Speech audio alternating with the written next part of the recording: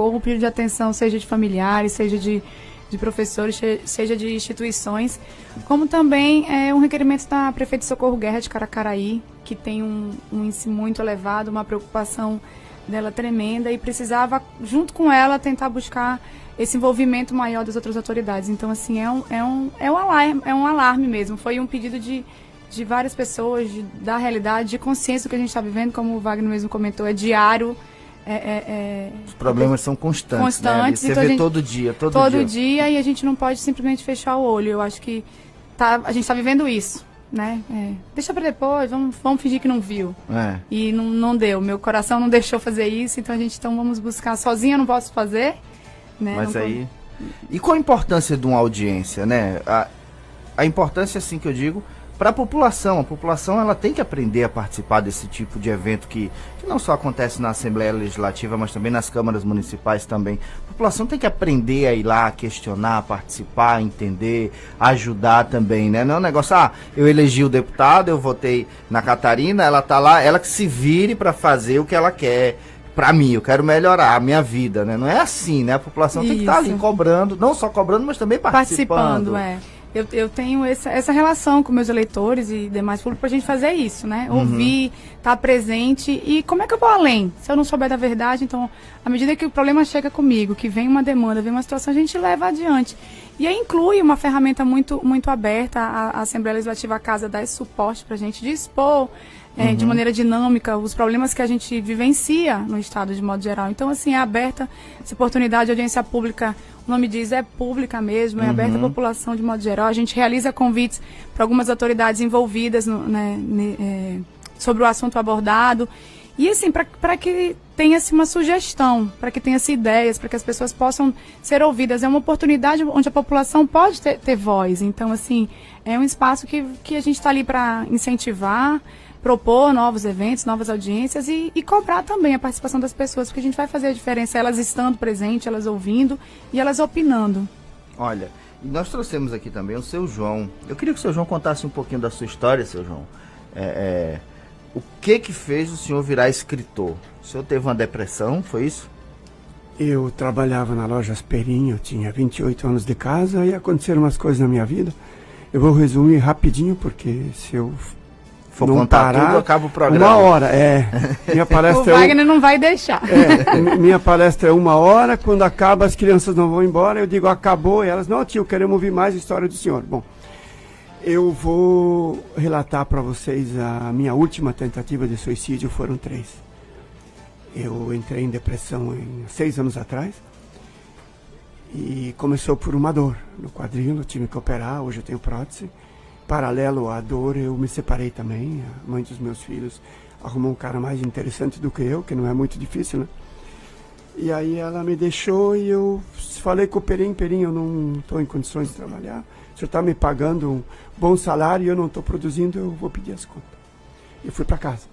Eu fiquei 10 meses acumulando doenças e com dores e papá. Começou por dor de cabeça, gastrite. A primeira coisa que atinge um depressivo é o estômago, é aquela queimação. Não dorme mais, o depressivo só cochila, não dorme direito. Aí um pedaço de pizza me dilatava tudo, estômago, fígado, não conseguia comer. Fui perdendo peso. Até que eu chego na Unimed e a médica me pede um exame de HIV. Eu chego em casa com AIDS, os meus sintomas eram todos de HIV. Fui no computador e eu digo, pronto, eu estou lascado, estou com AIDS. Peguei o exame, na hora de abrir, cadê a coragem? Eu já havia colocado na minha cabeça que eu estava com AIDS, por que eu vou abrir um exame que eu já sei o resultado? Joguei no guarda-roupa, fui tentar o suicídio. A primeira foi na ponte, não deu, CTG, piscina, não deu, e aí o meu filho saiu de férias para o sul, e eu aproveitei para morrer na forca. Que aí não ia ter voz, não ia ter velhinha para atrapalhar.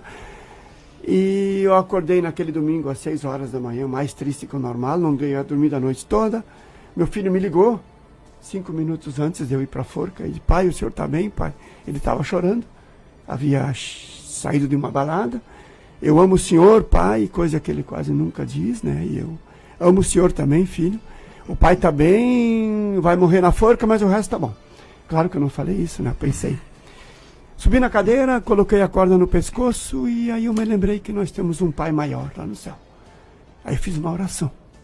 No meio da oração a minha perna travou, como se algo ou alguém estivesse segurando as minhas pernas. Eu fiquei 5 minutos assim, paralisado. Eu não consegui morrer e quando eu tirei a corda do pescoço, a minha perna voltou ao normal e eu saí da cadeira para abrir aquele maldito exame de HIV. Abri, negativo. Eu não tinha nada, eu estava querendo morrer porque eu achava que eu estava com AIDS. 10 dias depois eu não tinha doença mais nenhuma.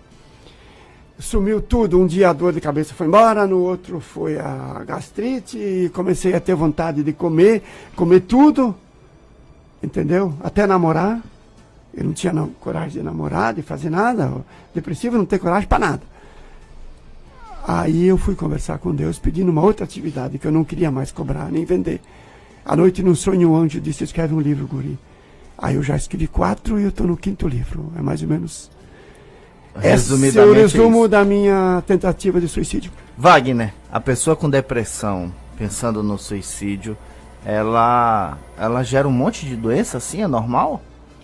Teve gastrite, dor de cabeça, achava que tinha AIDS, tinha uns sintomas e por aí vai? Observa, hoje a neurociência fala algo que nós já sabíamos há milhares de anos, né? Que a mente é que define como você se sente. Então a descrição do seu João pode causar espanto para quem ler os livros técnicos. E eu só queria chamar uma atenção aqui que um livro técnico, um livro de psiquiatria ou de psicologia, quando ele coloca os sintomas da depressão, aqueles sintomas é uma metodologia para que os profissionais de saúde se entendam. Mas não quer dizer que todas as pessoas sentem tudo daquele jeito. Então é exatamente o que ele está colocando. Ele viveu uma experiência, foi acumulando, e esses são os sintomas dele. Aí alguém vai dizer, mas não está no livro. O livro não tem um sintoma de todo mundo. O livro tem algo genérico para que os profissionais de saúde possam se entender. Então observa que é exatamente isso que ele colocou.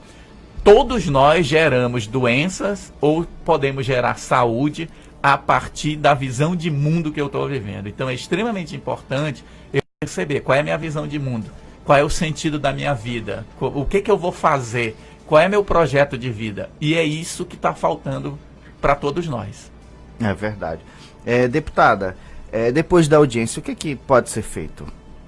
A gente está com a cabeça muitas ideias aqui, ainda mais com esse tempinho. Eu vi o Wagner dando sugestão já ali fora. Nossa, minha cabeça já ficou pensando em tudo, mas assim, tem alguns objetivos, né, a princípio já abordados já em reuniões técnicas que eu realizei antes. Espero que flua muito, que as pessoas realmente opinem, que as autoridades presentes na audiência se envolvam, deem sugestões. Eu acho que falar, a gente já tem ciência do que está acontecendo, do que tem, que é um problema, ok, ponto, vamos partir para cima, vamos caminhar. Não quero que fique simplesmente no papel, tem uma proposta de uma cartilha, elaboração de uma cartilha educativa, de prevenção, que a gente possa elaborar, abordar, levar nas escolas, talvez, e vou precisar da opinião de psicólogos, de pessoas competentes na área, para que possam opinar e dizer o que a gente pode abordar nessa cartilha ou não. Então, assim, projetos de lei, já como aqui vai ser o nome do Dr. Wagner, essa lei, se ela for para frente, para a gente opinar. Chegou aqui o deputado evangelista agora, que já tem uma lei em prática, que surgiu também com essas audiências, com essas abordagens. Então, assim, buscar mesmo do que vai surgir. Para mim vai ser uma caixinha de surpresa essa audiência. Espero sair de lá super surpreendida com muito que a gente vai ouvir e colocar na prática. Tirar do papel, tirar da mídia, porque não é só isso que eu estou indo fazer, não. E deixa eu dar logo bom dia aqui para o deputado. Bom dia, deputado, tudo bom? Assunto importante para a gente debater. O senhor que é autor da lei. Bom dia, Romano. Bom dia a todos e a todas que estão aqui conosco. Pessoas entendidas, seja pela experiência pessoal de vida, seja pelo profissionalismo, seja pela atuação parlamentar como a nobre deputada Catarina. E bom dia a todos que estão nos ouvindo também. Pois é, Romano, a lei ela surgiu exatamente, eu vinha ouvindo, estava em outro compromisso, por isso me atrasei um pouco, vinha ouvindo o que os demais estavam falando. A lei surgiu exatamente dessa vivência que cada um teve, né? Eu fui procurado em um certo dia no gabinete por um senhor que estava desesperado, chorava muito e dizia: deputado, alguma coisa precisa ser feita porque a nossa juventude está morrendo. meu filho morreu, aí ele foi contar a situação da morte trágica do filho, né, que se enforcou, e aquilo me chamou muito a atenção. Né, primeiro, um choque de você ver a família dilacerada pela dor, né, sem entender.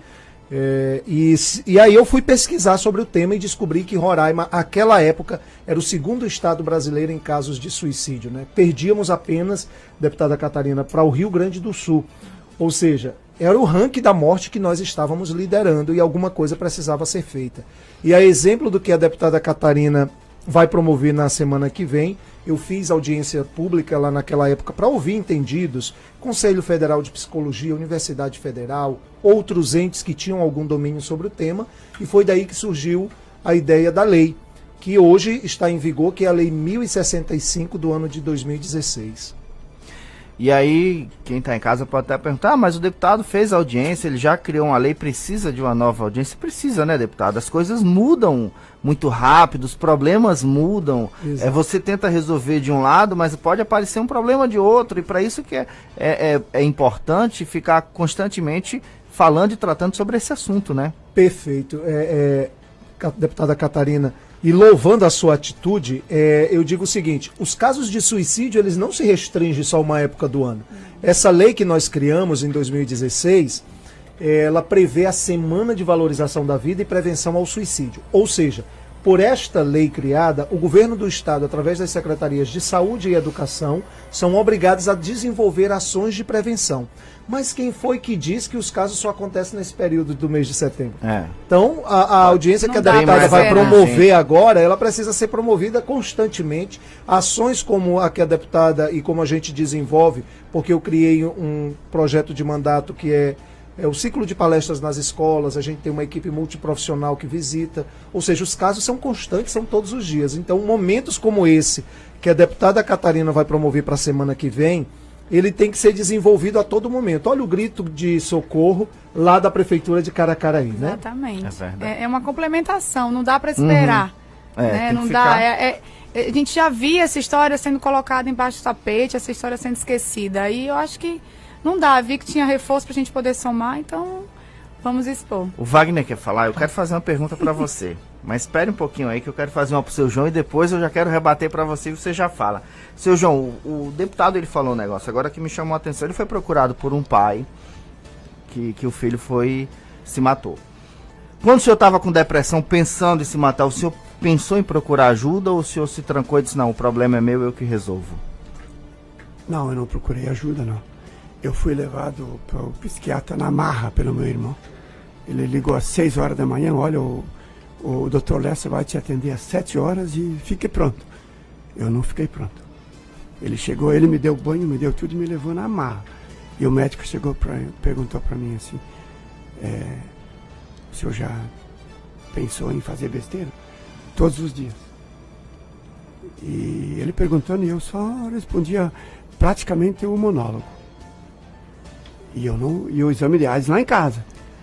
Ainda não tinha aberto? Não, vou contar para ele que ele vai abrir, ele vai querer que eu abra o exame, ele vai descobrir, né, que eu tô com AIDS, e aí eu me mato mesmo, né, tio? Então eu não, nesse caso, eu não pedi ajuda, não. Eu guardei para mim e eu ia me matar sozinho. Eu posso fazer uma pergunta para você? Pode, fique à vontade. Evangelista, o senhor conhece o meu livro, né? Por que nenhum deputado, porque nenhum governante até hoje me chamou para me dar uma ajuda nos livros? Eu sou o cara que mais vende livro em Roraima. Eu tenho prótese, eu tenho dores. Ontem eu estive no Tulipa, eu passei 1 hora na frente, 3 horas vendendo um livro. Ontem eu vendi só 4 livros, tem dias que eu vendo 10. Eu palestro gratuitamente nas escolas, entendeu? Eu faço um trabalho social que ninguém vê, só vê quem assiste, entendeu? Eu tive numa escola ali militarizada, do Calmé, quinta-feira, palestrando. A minha palestra foi porque a professora me conheceu na rua, viu o meu livro, o senhor pode ir lá? Posso, fui, não cobro nada. Aí quando acabou a palestra, uma criança de 13 anos chegou parando na minha frente e disse, tio, quero um abraço do senhor. Ela estava chorando, entendeu? Isso é comum, não foi só naquele dia.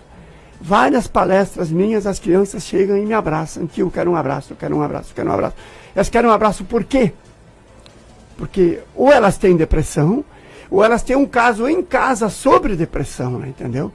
Então eu não estou condenando vocês em absoluto. A nobre deputada está assumindo agora. O evangelista, eu não tenho relação com ele, né, entendeu? E eu sou amigo do Chagas, e eu sou amigo de alguns deputados, e o único deputado, eu tenho que falar isso, comprou 10 livros meus foi Massami. Foi o único que me recebeu porque ele me conhece. Eu bati em todas as portas e ninguém me recebeu. Entendeu? Então é uma crítica e é um pedido de ajuda também, né? Porque eu posso ajudar de várias maneiras, contando a minha história, palestrando gratuitamente, mas eu preciso vender meus livrinhos também, né? Eu tenho 4, estou pro 5º, tá? Então é mais ou menos Já está isso. um best-seller, né? Legal. Na verdade, são várias pessoas que têm certas ações, né? O senhor tem uma ação que é a de venda de livros. Nós também temos várias outras iniciativas de outras pessoas, seja no campo educacional, seja no campo individual, que também vêm nos pedir ajuda. Como nós não conseguimos ter resposta de ajuda financeira para todo mundo, porque nós também temos um limite, seja como Casa Legislativa, seja individualmente, nem sempre é possível ajudar todo mundo. Mas atitudes como a sua, de contar suas experiências num livro, de estar disponível, seja com aqueles que vão pagar para comprar o seu livro, ou se disponibilizando para contar e partilhar sua experiência gratuitamente, ela é atitude louvável. Viu? Eu penso que mesmo com as dificuldades que o senhor ou as demais pessoas, ou nós também enfrentamos, seja para combater esse mal da sociedade, a gente não pode desistir não, só pela dificuldade de hoje não vender o livro, ou de não ter sucesso em resolver todos os meus projetos, não podemos desistir, porque cada vez mais a gente precisa de elo nessa corrente. Esse livro, Caminhando sobre os Sonhos, esgotou. É um livro romântico, eu falo das mulheres, um cachorro abandonado, não tem depressão e suicídio. É a minha história de vida, é a continuação desse aqui. Já avançou, né? Ele passou no projeto cultural. E o empresário aqui de Roraima se prontificou em pegar o meu livro, no caso. O incentivo à cultura pela empresa dele, né? Só que agora ele caiu fora. E eu tenho 6 meses para arrumar uma empresa, mas a empresa não vai pagar. A empresa vai simplesmente descontar do ICMS, né, entendeu? E eu não tenho ninguém para me ajudar, entendeu? Esses 20% de contrapartida, eu abro mão. Eu tiro do meu bolso, eu faço em propaganda, a pessoa pode fazer em propaganda, mas eu não consigo, quer dizer, a dificuldade de leitor e de leitura em Roraima é muito grande, ninguém dá valor aos livros, as pessoas leem, mas aí na livraria ninguém procura livro de autor roraimense, né? Entendeu? É difícil, né? Então, mais ou menos isso. Tá aí o desabafo do seu João Wagner. Queria fazer uma pergunta, participar? Eu ia comentar que cada iniciativa, ela vai ajudando a construir. Uhum.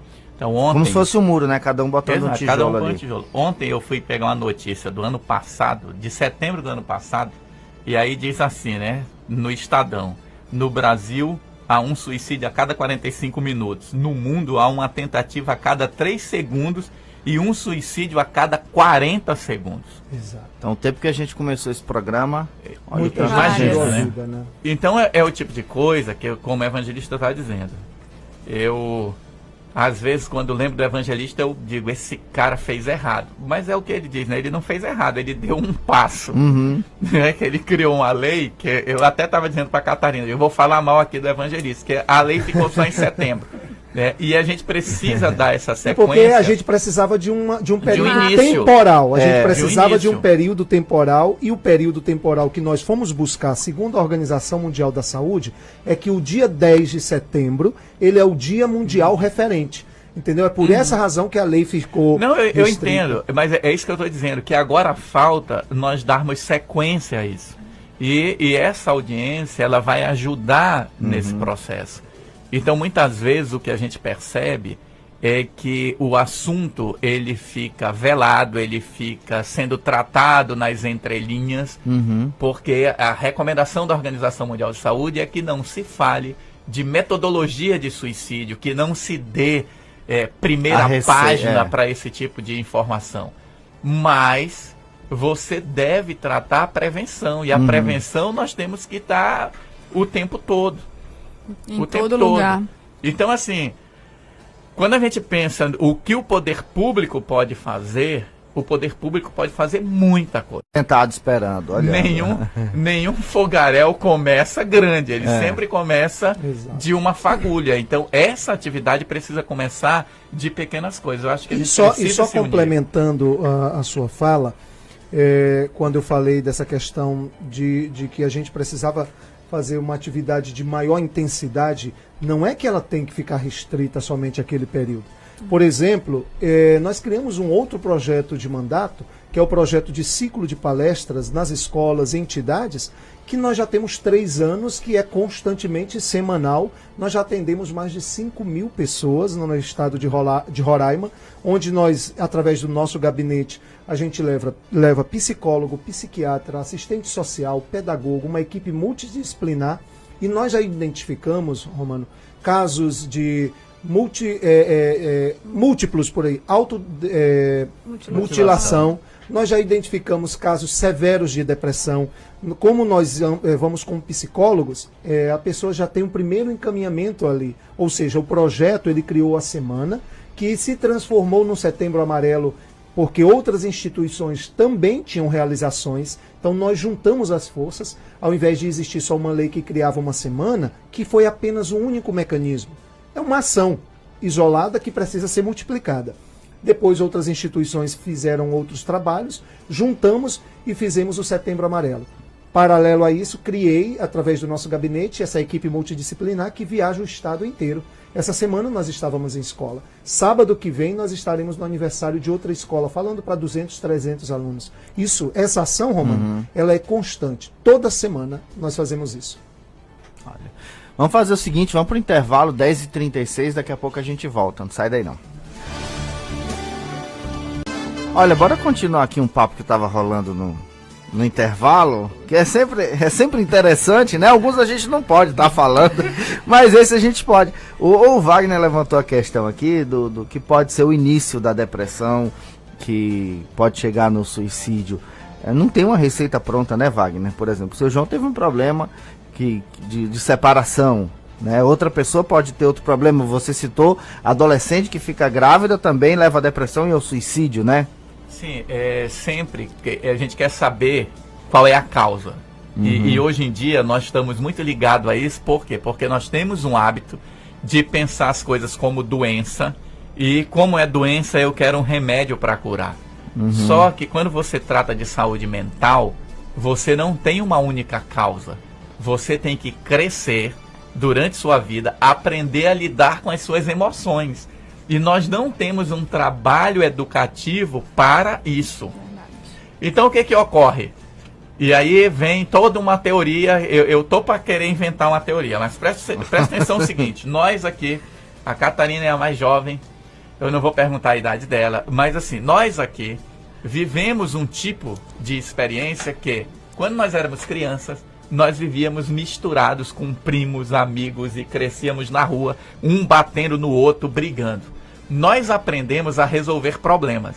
Hoje em dia nós temos uma geração, pessoal bem mais jovem, que eles cresceram protegidos pelos pais e foram para a escola muito cedo. Que muitos chamam a geração Nutella, não é isso? Não, eu não quero dizer isso, mas não, assim... mas é o que está sendo dito. O que acontece? Essa geração, ela não aprendeu a resolver seus problemas emocionais. Então, quando ela tem problema, ela não sabe o que fazer. E se ela não tiver um suporte familiar, ela pode se desesperar. Isso é algo, eu não lembro o nome, eu acho que é Salomon, o nome do psicólogo. Ele desenvolveu uma teoria que ele chama de gerenciamento do terror. O que ele diz? Hoje nós estamos vivendo um medo, tá todo mundo com medo. Você tem medo de ser assaltado, você tem medo de levar uma bala perdida, você tem medo disso, daquilo. Esse medo já gera um estresse comum na tua vida, que você não percebe que isso vai te minando. E aí, ninguém trabalha a autoestima. A autoestima virou um tema de venda de roupa. Ninguém trabalha a autoconfiança, não no sentido de se sentir o melhor, mas no sentido de você aprender a enfrentar os desafios da vida. Tudo isso precisa voltar para a nossa educação. Nós perdemos um pouco disso. O suporte familiar é fundamental para nós protegermos as pessoas contra o suicídio. Seu João, o senhor sentiu falta de amigos e familiares nesse momento difícil para te ajudar? Ou o senhor negou quando teve? A pior coisa que acontece com um depressivo é quando ele recebe visita em casa. Ele tem que fingir que está alegre, para as pessoas não perceberem que ele tem um problema de saúde, entendeu? Aquelas visitas inesperadas que apareciam eram um tormento para mim. Aquela meia hora parecia que não acabava nunca, entendeu? Então eu acho que é isso, mais ou menos. A pessoa não quer receber ninguém. Por mais que alguém vá tentar ajudar, não quer. Por mais que perceba ali que aquela pessoa quer seu bem. A única pessoa que percebeu que eu estava meio a perigo foi o meu irmão, quando me levou no psiquiatra. Exatamente. Ele estava preocupado comigo, entendeu? Ele estava me ligando direto e tal. Mas os amigos próximos e os não próximos não perceberam nada. Eu fingia bem. Eu tentava o suicídio, eu estava quase conseguindo me suicidar, mas ninguém percebia nada, porque eu fingia bem. Seu Olha João, só fazer um comentário aqui que o seu João está colocando. Eu tenho que fingir bem. Isso é uma coisa forte na nossa sociedade hoje, porque as pessoas querem aparência. mostrar alguma coisa que elas não são. Tem uma assistente social, o nome dela é Brené Brown. A Brené Brown diz o seguinte, que quando você admite sua fragilidade, você se torna forte. O que a nossa sociedade faz hoje? Todo mundo quer fingir ser forte. Quem finge ser forte tem que mentir, tem que se esconder, porque ele precisa aparentar alguma coisa. Que é isso que o seu João está dizendo. Eu não quero que ninguém veja a minha fragilidade. Quando eu assumo que eu tenho fragilidade, eu me abro para receber ajuda. Isso nossa sociedade perdeu, porque todo mundo quer ser o mais. Todo mundo quer ser o topo, o mais, o melhor. E aí a gente deixa de valorizar a relação interpessoal. O amor, o abraço, o contato, que nos faz humanos. Deputada, queria falar? Não, ia perguntar do seu João, que ele comentou aqui com a gente, que ele não buscou ajuda, né? Uma das dificuldades que em busca de informações é que, assim, a ausência de onde buscar essa ajuda, né? Se você não tem, realmente, essa ausência do laço familiar, do afeto familiar é muito presente, sim, mas fora isso, né? Talvez se a pessoa tem dificuldade de tratar, de se expor isso um amigo dentro da família, ela vai pra onde? Ela busca aonde, né? E não tem, a gente não tem uma divulgação, a gente não tem dizer assim, já perguntei, falei assim, e ela, se eu for deputada, eu vou procurar onde? Eu vou pra onde, então? Eu vou aonde? Que a gente faço, chega no né? hospital... Falta informação, né? Falta informação, falta uma divulgação nesse sentido de não saber onde tem um CRAS, um CREAS, se no hospital mesmo tem um centro, uma equipe técnica capaz de fazer um atendimento diferenciado, seja numa delegacia, seja no hospital, seja numa escola, seja dentro de um ônibus. Olha, tem um número ali diferenciado que a pessoa pode ligar para conversar, pode receber um atendimento. Porque ela chega, busca uma alternativa, uma consulta psiquiátrica vai ser marcada para cada 2 meses. Ela não dá tempo de esperar, né? Quando a pessoa já demonstra um sentimento de buscar ajuda, de reconhecer, já que muitas vezes, como o seu João mesmo disse, ela tenta fugir, né, do problema. Ela vai fugir. Mas quando ela se depara, não, eu quero ajuda, eu vou procurar onde? Eu acho que isso é uma política pública que a gente pode alterar, mudar e implementar. E a gente se esbarra quando a gente falou assim, a divulgação é de não poder expor, de não poder tratar de certos assuntos. Mas a gente não precisa tratar nos locais que tem que ser tratado, a gente precisa divulgar nos locais que tem que ser divulgado, sim. Tem que se expor, onde a pessoa vai se sentir acolhida, ela vai falar, poxa, eu posso chegar num lugar, eu vou ter esse apoio e ir. Então, seu João, só para complementar, dizer assim, não sei se o senhor tem essa informação, mas se o senhor pensou, não foi buscar essa ajuda, porque o senhor também não sabia onde teria essa ajuda. Não, a ajuda eu sei, o Wagner, eu já conhecia o Wagner, mas não éramos assim, relacionados como agora, né? Eu já conhecia o Wagner. O Dr. Lester também eu já conhecia, entendeu? Então eu tinha onde pegar ajuda, eu não queria ajuda. Não queria Por que eu vou querer né? ajuda se eu estou com AIDS? Né? Eu tenho que tomar Isso era o remédio que estava na AIDS, sua cabeça, na minha né? cabeça. Então o problema mais foi a separação, o problema da cirurgia, que eu não tinha coragem de fazer, e a AIDS, né, entendeu? Se me permite, Esse livro aqui tem 14 depoimentos. E eu queria que o senhor cita seu livro, mas não fala o nome. Fale o nome dos livros, a gente tá na rádio, você pode falar. E onde pode encontrar? E onde pode encontrar? No Facebook, ó. Aqui, né? Posso começar pelo E onde? primeiro? Pode, Pelo fale o último. nome dos seus livros. Quando o nosso pai maior pediu para escrever um livro, eu levei um susto. Eu tenho 2º grau incompleto, meu português não é bom, eu digo, eu não vou escrever livro nunca. Aí eu comecei a escrever, o Fernando Quintela, jornalista, gente boa demais, começou a corrigir o livro. Aí o Roquez, que é outro gaúcho que escreve pra caramba, me ensinou a escrever. Hoje eu aprendi a escrever com ele. Ele ficou 5 anos estudando letras e eu, em paralelo a isso, eu ia na casa dele pegar aulas com ele e hoje eu escrevi o livro sozinho. É o único livro que eu li sozinho, é o último, A Arte de Defender Suas Histórias. Então esse aqui é a história do menino do interior que fugiu de casa com 18 anos. Aventuras de um Desconhecido. Vamos dizer o nome, seu João. Aventuras de um Desconhecido. Isso. Eu fugi de casa com 18 anos porque ninguém me aguentava. Eu fui expulso 3 vezes da escola. Éramos 4 na cidade, o papai, a mamãe, o padre e eu. O padre me expulsava, o pai me batia, a mamãe chorava e eu aprontava as artes. Fugi de casa. Sério? Caminhando sobre os sonhos, a continuação desse aqui, é comédia também. Falo do Baré, campeão da Amazônia, João Mineiro, homenagem às mulheres, o cachorro abandonado na rodoviária, grito de alerta, levanta Wagner, grito de alerta é a depressão minha e de muitos, né? E a arte de vender livros é uma comédia, o quanto a dificuldade que um autor realmente tem de colocar o produto no mercado, 47 histórias, uma mais engraçada que a outra, e é isso então. Muito bom. Deputado Evangelista, o senhor que é oriundo aí da área da educação, né? Eu ouvi muito, e não sei se procede ou não essa teoria, de que a solução para os problemas que nós vivemos no trânsito seria você levar a educação no trânsito para a escola, para que você forme uma nova geração de bons condutores e não ficar na educação do atual e na repressão do atual, que isso não resolveria todo o problema.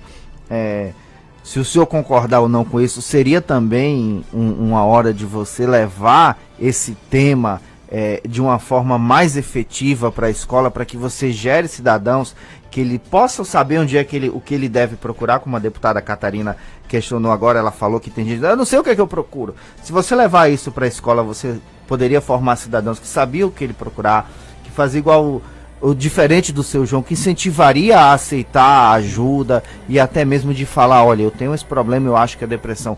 Seria uma solução levar isso para a escola? Exatamente, Romano. Não só deveríamos, como estamos e precisamos fazer isso, né? Porque o senhor faz um trabalho na escola, mas quem gerencia ali, que seria o governo, ele precisaria se envolver por essa mais. ausência é que a gente começou a implementar um trabalho na escola. Enquanto professor, eu já vivenciei isso ao estar em sala de aula, né? O professor, ele é formado para ministrar uma disciplina. Ele não é formado em psicologia para administrar problemas como, por exemplo, automutilação, depressão. E os maiores casos, a incidência de casos em Roraima se dá exatamente no público entre 15 a 29 anos. E onde é que esse público está? Dentro das escolas. Foi por essa razão. Escola e universidade, né? Exatamente, dentro das instituições de ensino. Foi por essa razão que nós criamos o ciclo de palestras e já rodamos o nosso estado, já atendemos mais de 5.000 alunos para falar sobre diversos assuntos, bullying, para falar sobre problemas de relação com a família, os primeiros relacionamentos amorosos, porque tudo isso deságua no campo da depressão, e a depressão que pode gerar o suicídio. Segundo a Organização Mundial de Saúde, de cada 10 tentativas de suicídio, 9 poderiam ser evitadas, se houvesse um diálogo. Foi por essa razão que o último tema do nosso Setembro Amarelo foi "Doe um minuto, salve uma vida". Porque nós entendemos, deputada, que a conversa, o diálogo, ele tem um poder muito grande. Nem sempre a pessoa que está com depressão, ela consegue falar com o pai, com a mãe, com o namorado ou namorada. Às vezes ele prefere comentar com um estranho. Porque aquele estranho não vai apontar um dedo para ele, não vai julgar, porque não conhece a sua história de vida. E quem está mais próximo pode dizer, olha, você está passando isso, mas por causa disso, é consequência disso. Ou é frescura. Ou seja, ele comenta com quem ele não conhece para buscar um refúgio. Né? Ou seja, quem comete o suicídio, ele quer se livrar de uma dor. Né? E a dor é exatamente esse conjunto de sentimentos que a gente já não consegue administrar e que explode na cabeça a ponto de encontrar somente na morte a saída para os problemas. É por isso que nós escolhemos o ciclo de palestra nas escolas, por entender que dentro das escolas nossos alunos estão vulneráveis. E olhe bem, Romano, desencadeia, além da depressão, casos de revolta muito severos. Nós temos aí o caso de Realengo em Rio de Janeiro no ano de 2011, sim, quando um ex-aluno entrou na escola e fez um massacre. Nós temos aí um caso muito recente de quase um mês ou pouco mais de um mês, na escola de Suzano, que ex-alunos da escola entraram. São alunos que, por exemplo, sofreram em algum momento bullying, violência simbólica, e aí não conseguiram vencer aquilo no seu íntimo, e aquilo se transformou em ódio, em raiva, querer fazer algo com quem potencialmente fez com você. Então, as escolas precisam ser melhor trabalhadas, nós precisamos discutir esse tema. Não se pode esconder o tema suicídio embaixo do tapete. Ele tem que ser discutido porque quando nós discutimos, a gente encontra caminhos e aponta soluções. E essas soluções, você vê, né, falando de educação, tem um livro famoso, Inteligência Emocional, do Daniel Goleman, que deve ter 30 anos já o livro. Lá nesse livro já tem citado projetos para trabalhar a educação emocional.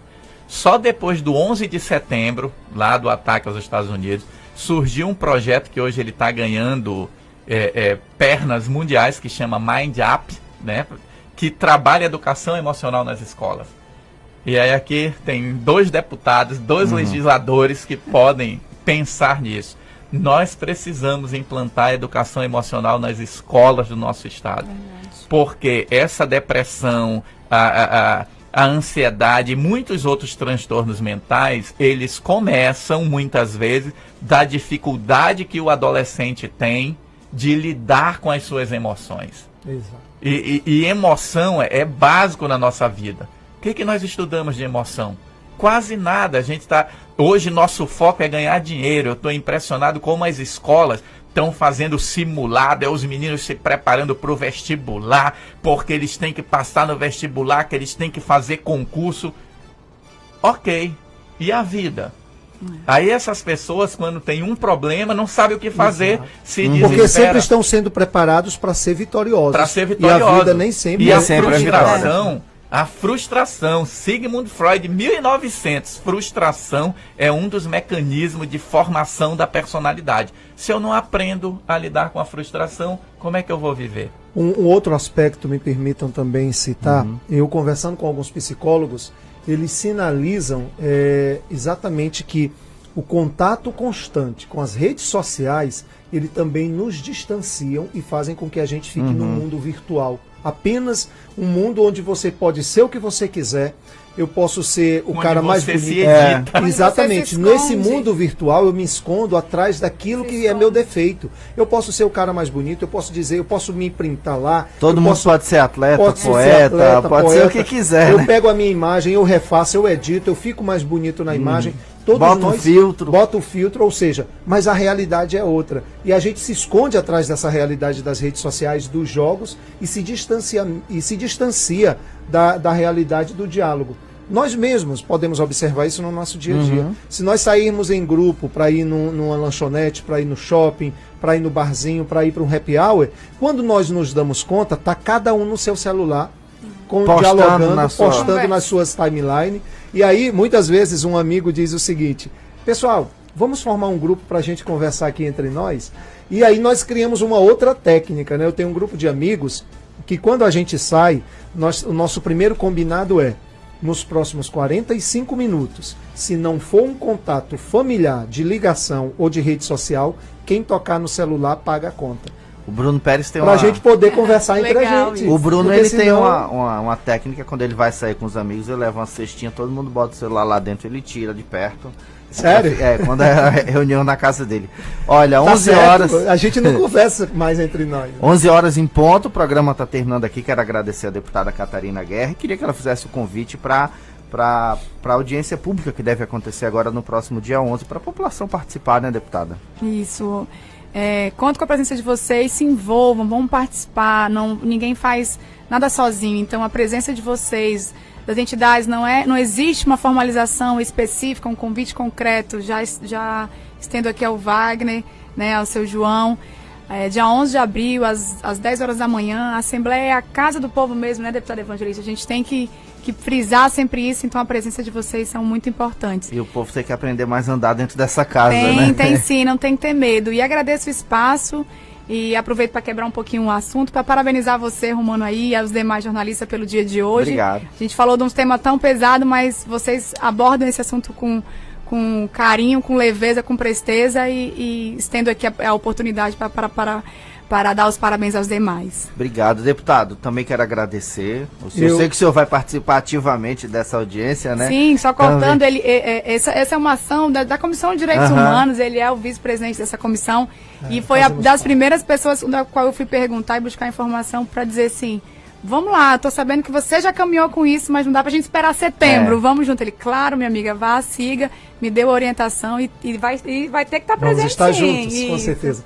Agradeço a oportunidade, parabenizo a todos os jornalistas aqui pela responsabilidade no trato todos os dias com a informação e reforçando a audiência pública da quinta-feira que vem, eu também quero fazer um convite especial para no dia seguinte, na sexta-feira, que é dia 12, nós vamos ter uma outra audiência pública, Romano, dessa vez da Comissão de Educação, que é para tratar sobre o tema segurança nas escolas. Sim, até o senhor teve a iniciativa de ir lá na escola, depois daquele recadinho lá na carteira, né? Isso acendeu a luz vermelha aqui da preocupação, para evitar que casos como aconteceram em Realengo e Suzano não venham a acontecer em Roraima. E nós queremos saber dos órgãos de competência. Existe um protocolo, por exemplo, da Secretaria de Educação, onde as pessoas entram na escola? Sabemos que é importante participar do processo educativo, mas existe um protocolo de entrada? Se tem uma preocupação em pegar o número do documento, se tem preocupação em saber qual o assunto que ela quer tratar, se leva uma mochila, tirar a mochila, colocar do lado,